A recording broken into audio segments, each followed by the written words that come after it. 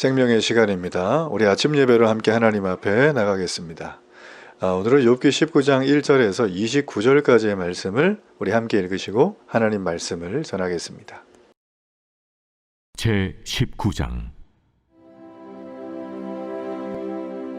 욥이 대답하여 이르되 너희가 내 마음을 괴롭히며 말로 나를 짓부수기를 어느 때까지 하겠느냐. 너희가 10번이나 나를 학대하고도 부끄러워 아니하는구나.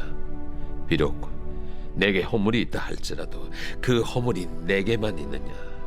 너희가 참으로 나를 향하여 자만하며 내게 수치스러운 행위가 있다고 증언하려면 하려니와 하나님이 나를 억울하게 하시고 자기 그물로 나를 에워싸신 줄을 알아야 할지니라. 내가 폭행을 당한다고 부르짖으나 응답이 없고 도움을 간구하였으나 정의가 없구나. 그가 내 길을 막아 지나가지 못하게 하시고 내 앞길에 어둠을 두셨으며 나의 영광을 거두어 가시며 나의 관모를 머리에서 벗기시고 사면으로 나를 허르시니 나는 죽었구나. 내 희망을 나무 뽑듯 뽑으시고 나를 향하여 진노하시고 원수같이 보시는구나. 그 군대가 일제히 나와서 길을 도두고 나를 치며 내 장막을 둘러 진을 쳤구나. 나의 형제들이 나를 멀리 떠나게 하시니 나를 아는 모든 사람이 내게 낯선 사람이 되었구나. 내 친척은 나를 버렸으며 가까운 친지들은 나를 잊었구나.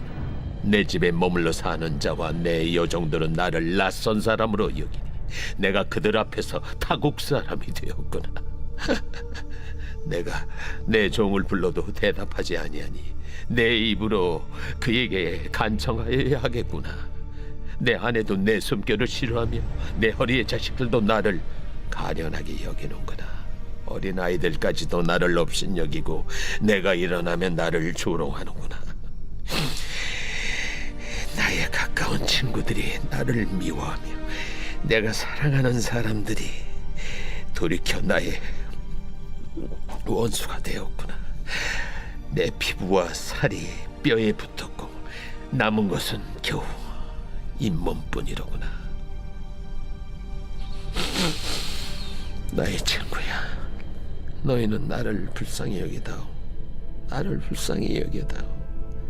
하나님의 손이 나를 치셨구나. 너희가 어찌하여 하나님처럼 나를 박해하느냐.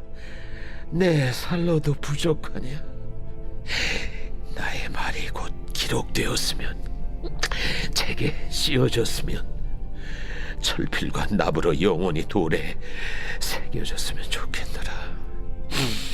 내가 알기에는 나의 대속자가 살아계시니 마침내 그가 땅 위에 서실 것이라. 내 가족이 벗김을 당한 뒤에도 내가 이 육체 밖에서 하나님을 보리라. 내가 그를 보리니 내 눈으로 그를 보기를 낯선 사람처럼 하지 않을 것이라. 내 마음이 초조하구나. 너희가 만일 이르기를 우리가 그를 어떻게 칠까 하며 또 이르기를 이래 뿌리가 그에게 있다 할진대 너희는 칼을 두려워할지니라. 분노는 칼의 형벌을 부르나니 너희가 심판장이 있는 줄을 알게 되리라.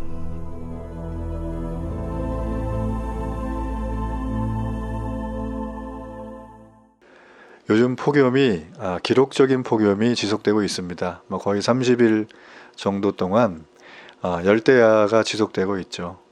밤마다 어떻게 주무시는지 모르겠어요. 그리고 또 밖에서 이렇게 일하시면서 이 더위 가운데 지친 분들을 볼 때마다 참 마음에 안타까움이 있습니다. 모쪼록 그분들 건강 유의하시고 이 더운 여름에 이 폭염을 피할 수 있는 이 영혼의 안식처, 또 육신의 안식처가 언제든지 있기를 주님 앞에 기도하게 됩니다. 오늘 우리가 살펴야 될 이 욥의 이 말씀은 우리가 쭉 살피고 있지만 오늘인 욥은 빌닷 자기 친구의 이 소위 말하면 조롱, 협박, 나의 죄인을 빨리 인정하라 하는 그 말에 지금 대답하고 있는 장면입니다. 욥기는 이런 대답으로 총 3번에 걸쳐서 친구들이 질문하고 또 욥이 대답하는 그런 형식으로 되어져 있습니다. 지금 두 번째 빌닷이 얘기를 하고 있는 거예요. 우리가 이 여름에 보면 뭐 이렇게 철로도 막 휘잖아요. 너무 더우면. 그래서 이 반듯해 보이는데 철도 녹일 만큼의 뜨거운 여름이 있다는 거죠. 우리가 아무리 신앙적으로 또 삶적으로 기반이 단단했던 사람도 이 시련의 무게가 굉장히 크고 지속되면 정말 우리도 어느 순간 되면 한계점에 이를 수밖에 없습니다. 이 욥의 상태가 바로 그렇다는 거죠. 욥은 세 친구에게 지속적으로 정죄를 받습니다. 책망합니다. 그리고 악한 죄인된 욥아 하면서 빨리 인정하라고. 그러면서 자신들은 욥 너처럼 이런 죄악을 저지르지 않았다라는 듯한 그런 말들을 계속 풍깁니다. 친구들은 애시당초 욥을 위로하려고 했던 그 기본적인 태도는 온데간데 없고 계속 욥과 이렇게 실랭이를 하는 장면입니다. 자, 오늘 그 장면의 또 하나의 장면이에요. 과연 이들은 도우러 온 사람인가 아니면 도우러 왔지만 위로조차 못하는 사람들인가? 우리가 그 부분을 한번 살펴보면 좋겠습니다.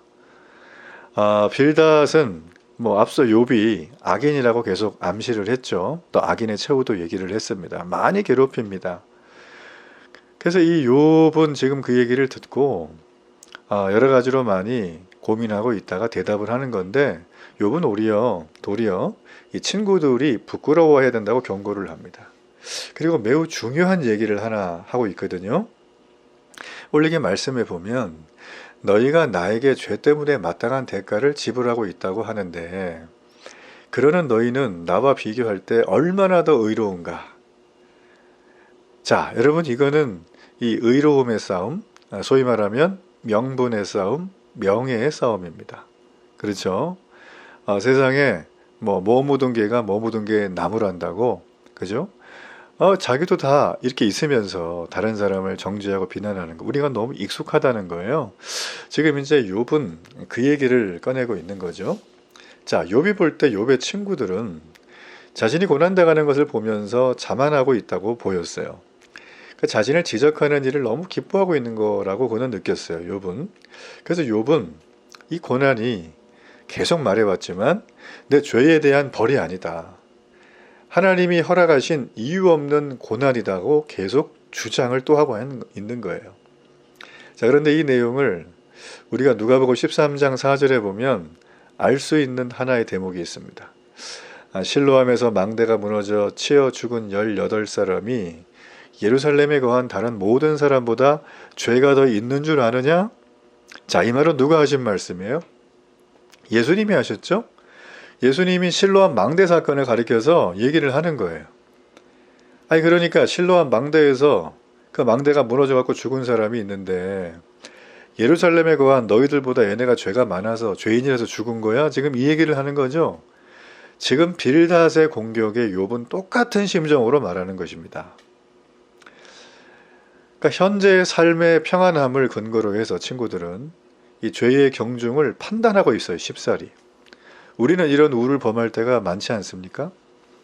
나는 해당 사항이 없다고, 나는 이런 일을 겪은 적이 없다고 신문지상에 오르내리는 일들을, 또 주워들은 얘기들을, 또 내가 봤을 때 나름대로의 편협한 시각으로 해석한 내용들을 그렇게 말할 때가 있다는 거죠.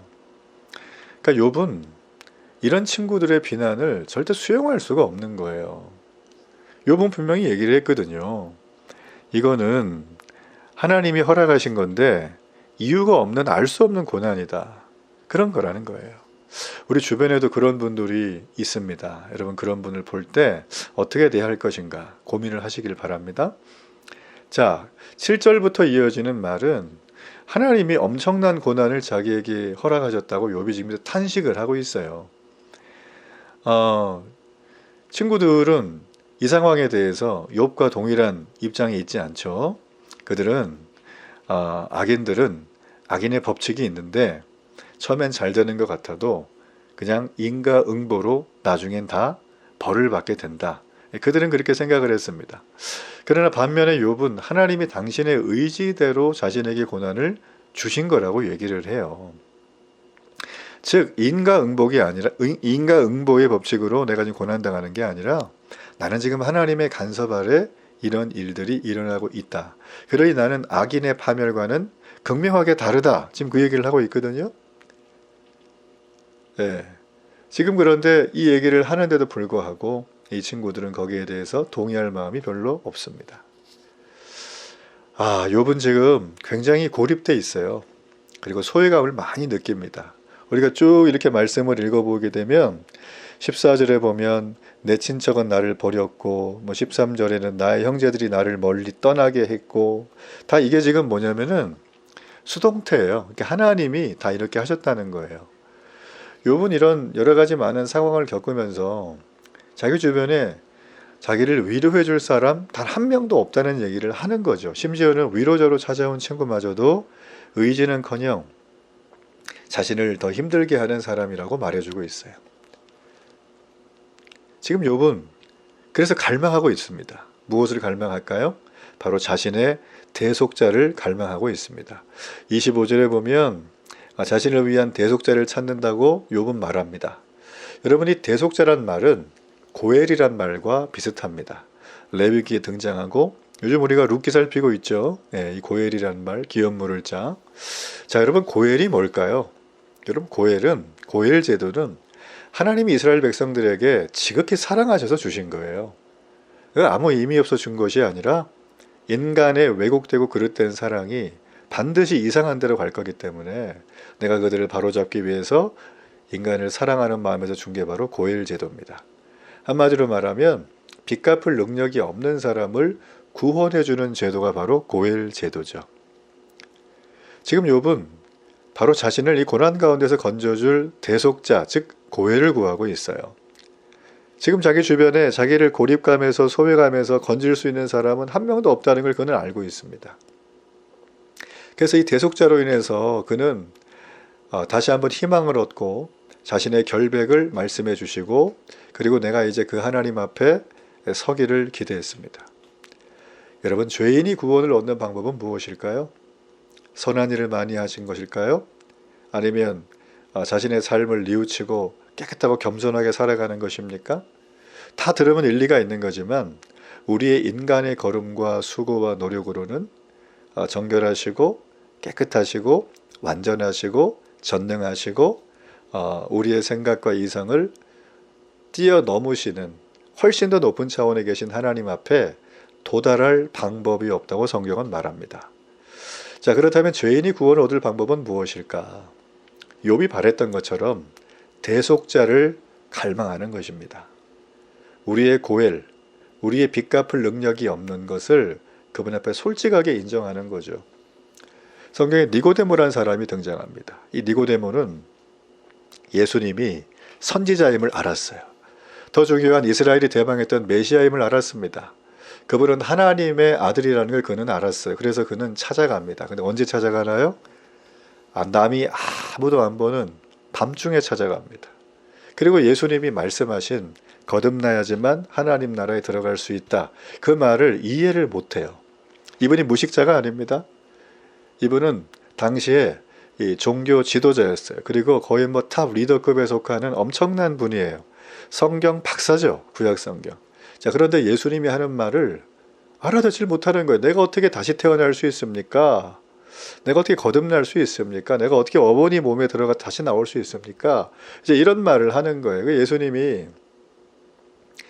성경 말씀에는 지문이 없지만 아마 빙그를 웃으면서 니고데미가 아마 재밌기도 하고 참 마음이 짠하기도 하고 제가 저걸 못 알아듣는구나, 어떻게 선생이 됐을까, 이런 생각을 가지고 아마 얘기를 해주셨던 것 같아요.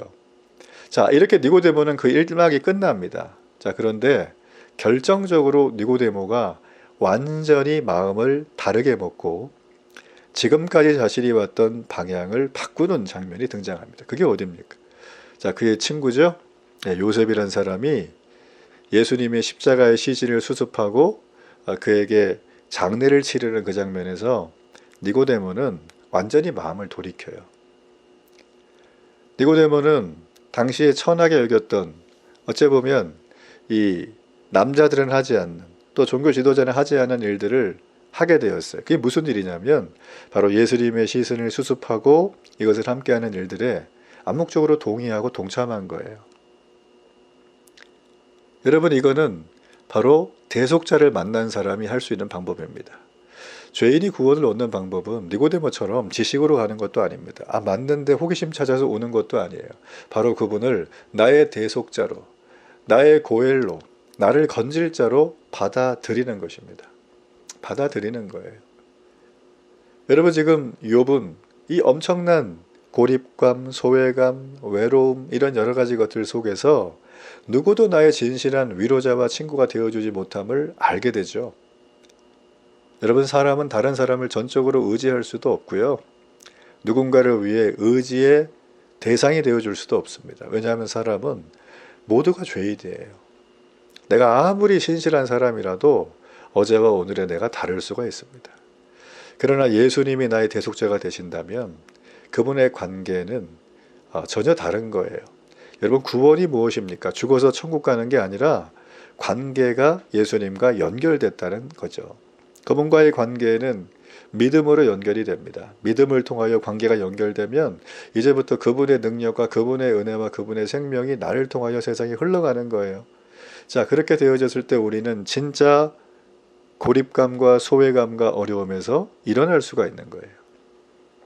여러분, 그러므로 우리가 그리스도 안에서 그분을 만나고 그분과 함께 걸어가는 그 길이 얼마나 복되고 영화로운지 모릅니다.